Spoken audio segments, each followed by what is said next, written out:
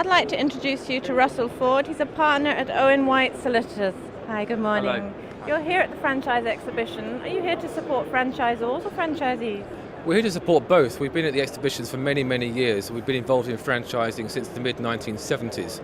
And our role is to assist franchisors who want to come to market with the legal documentation they have, and with franchisees who are thinking of buying a franchise and looking for some advice on what they're getting into. So what documents exactly are you drawing up for franchisors?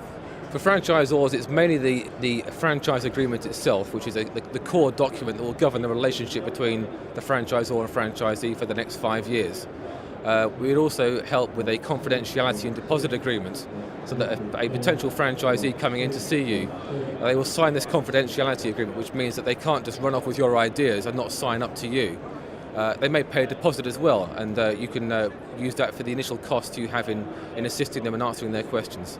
What about franchisees? It's a big step for them to sign a franchise agreement. What help can you give them? It's a huge step because they found a franchise they like. They've got the idea of running that business, and then they're presented with a very large 20, 40-page contract and asked to pay a big fat fee and to sign that contract. And that's when we get involved to assist them with looking at that contract itself and advising them what the actual terms mean.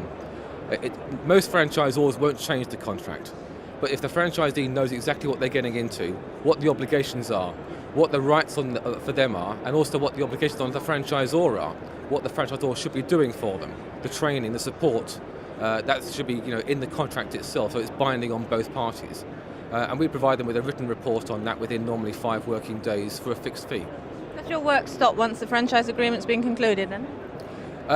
In some cases, yes. For franchisees, that's all they need from us, and they run their business very happily without any problems.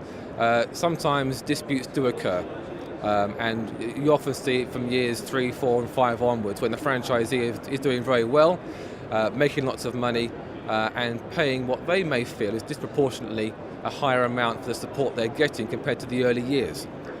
Sometimes disputes can arise then, and we get involved mainly to assist franchisors to resolve those, but occasionally for a franchisee as well if we think that the needs warranted.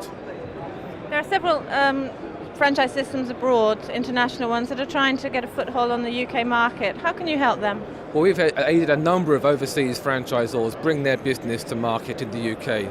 So we not only assist them with the UK documentation, but also some practical advice that we've earned over 30 odd years in how they need to make the business culturally fit in the UK.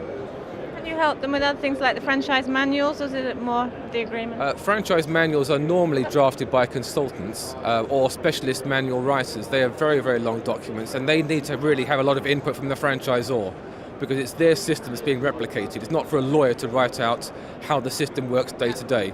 But we certainly have some input into that to make sure there's nothing in there which a franchisor shouldn't have. Great, okay, thank you very much. My pleasure, thank you.